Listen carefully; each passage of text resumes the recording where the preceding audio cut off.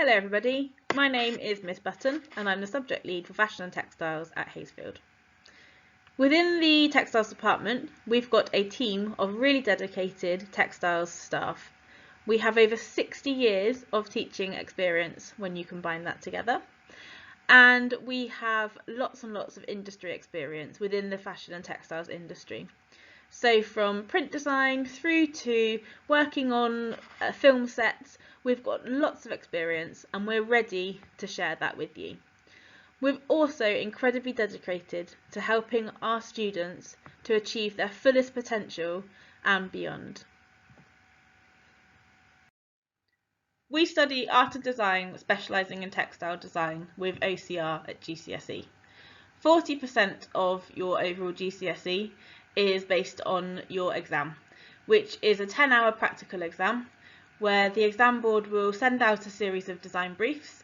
You get to choose one that you feel will hold your attention, and then you get to research, develop ideas, and that all leads up to that final 10-hour practical exam, so 2 days off timetable in the textiles rooms making your final piece.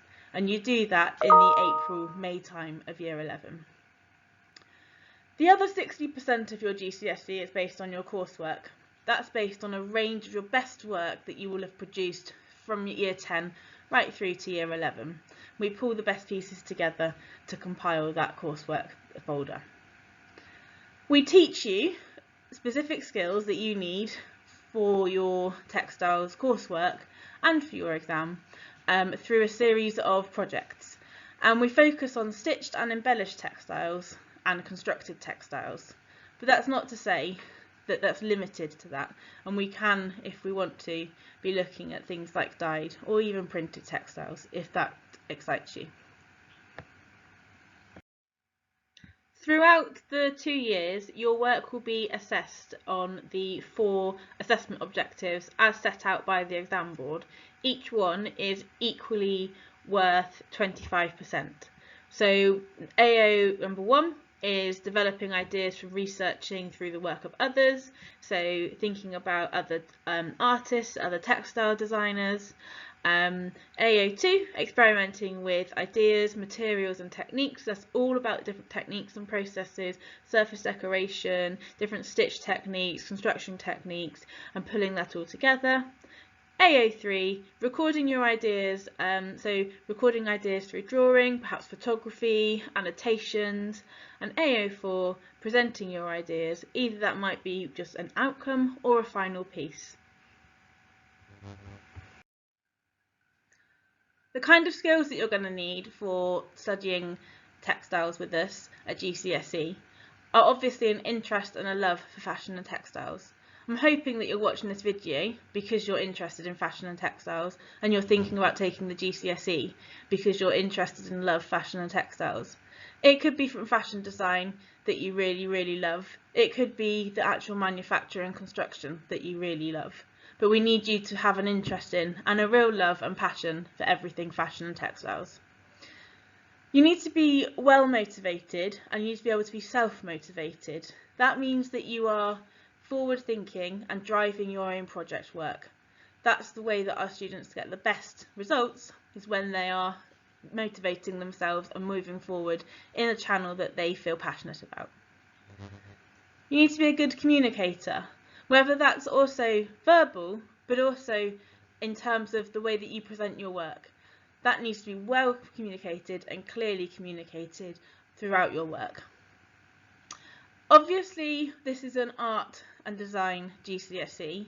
We are studying it through a textiles route, but it is really important that you are comfortable with and confident with your drawing. I can't stress that enough. We need you to be able to draw, not perfectly, not beautifully, we just need you to be comfortable with that skill, so that we can then embrace that and help you to move forward with that. The course is very practical, and we teach you lots of different manufacturing skills within textiles, so you must enjoy the practical element of textiles. If you're sitting in your year 7, 8 and 9 lessons and you've really enjoyed using the sewing machine and learning all of the different techniques and processes that we have included in textiles, this is definitely the GCSE for you. Because of the amount of coursework and the amount of practical work, you need to be well organised and have good time management skills to be able to balance this work alongside all of your other GCSEs. It's really important that you have good organisation and time management skills to be successful in this GCSE. After their GCSEs, many of our students go on to study a variety of different subjects at A-level, including textiles, and they stay with us. That leads quite nicely into an art foundation, or even a fashion-related degree. So things like fashion and textile design, or costume design, or the Royal School of Needlework. These are all things that students who have studied their GCSE textiles with us have gone on to do as a future pathway. There are a number of different career paths that textiles links into, and textiles really helps to develop key employability skills such as meeting deadlines and working on your time management and being organised. But also within the fashion and textiles industry, there's a broad range of careers that are available to you if you've studied GCSE textiles and then taken that as a further career route as well. So things like fashion illustration, fashion buying and marketing, jewellery design, even product design are all things that some of our students who have studied GCSE textiles have gone on to do. There are lots of enrichment opportunities within textiles. We have some excellent links with industry, and we like to teach you through a really hands-on approach. There are lots of trips that we have been able to have over the last few years. We were lucky enough to be able to go to the V&A to see the Dior and the Mary Quant exhibition in 2019. We encourage our students to visit local degree shows, so Bath Bar University is just around the corner, and Syon Hill always have an excellent show of the degree candidates' work, which we really encourage our students to go and see so that they can see how that future pathway possibly will look. We were very, very lucky to be able to go to New York in 2019. We were planning on another trip this year, however, obviously COVID has put a stop to that, but we'd love to be able to redo that trip in the future. We incorporate fashion and textiles into the Enrichment Week as well, so the St Ives sketching and surfing trip is getting more and more fashion and textiles related visits in their daytimes.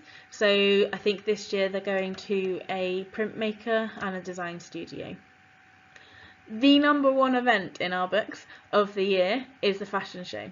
As a team, it's something that we really look forward to, and all of our students in year 11, 12 and 13 take part in the fashion show. You can see by the size of those smiles from the girls in the photographs from year 11 last year that they are really happy and proud about what they are modelling. All of their clothes there have been made by them for their GCSE. Some frequently asked questions to help you if you're thinking about studying textiles. Lots of people ask if it can be taken alongside art and design GCSE. No.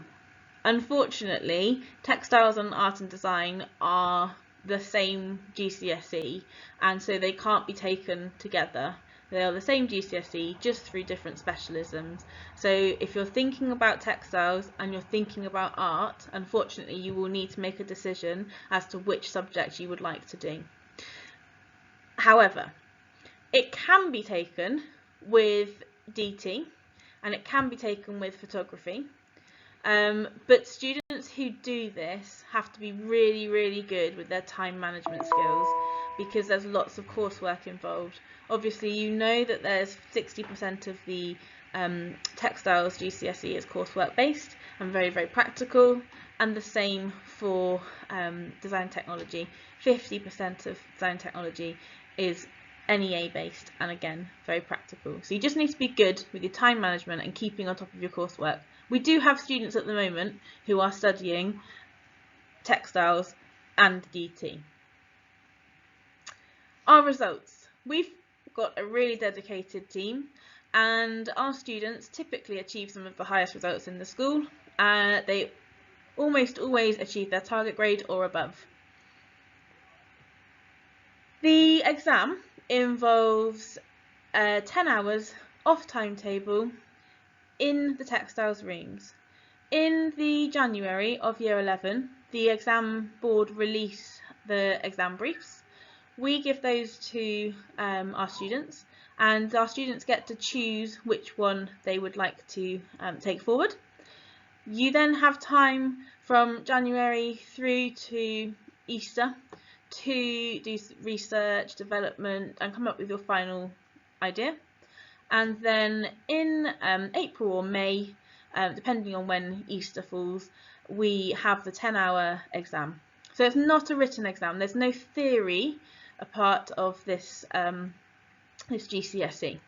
That being said, actually, we do still teach you some of the theory, so things like fibres and fabrics, because it's important for you to have those understanding and that knowledge, so when you are designing, you make well considered choices for things like fabrics that are appropriate to the design you'd like to produce.